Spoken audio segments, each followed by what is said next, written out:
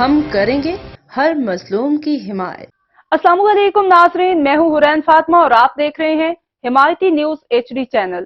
نظر ڈالتے ہیں آج کی اہم خبر۔ غزہ کے رہائشی علاقوں پر اسرائیلی حملوں میں شدت آ گئی، تازہ بمباری میں مزید 86 فلسطینی شہید ہو گئے۔ غیر ملکی میڈیا رپورٹ کے مطابق غزہ میں اسرائیلی فوج نے پانی بھرنے کے لیے جمع فلسطینیوں پر گولہ باری کر دی، جبکہ رفح سے انخلا کرنے والے خاندان کی گاڑی پر بھی ڈرون حملہ کیا۔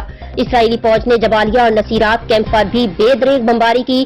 وسطی غزہ میں 3 بچوں سمیت 8 فلسطینی خان یونس اور 3 فلسطینی رفح میں بھی شہید کیے گئے۔ رپورٹ میں بتایا گیا ہے کہ غزہ میں چند گھنٹوں میں اسرائیلی حملوں میں مزید 86 فلسطینی شہید ہوئے، جبکہ جمعے سے اب تک 120 سے زیادہ فلسطینی اسرائیلی فوج کے حملوں کا نشانہ بنے۔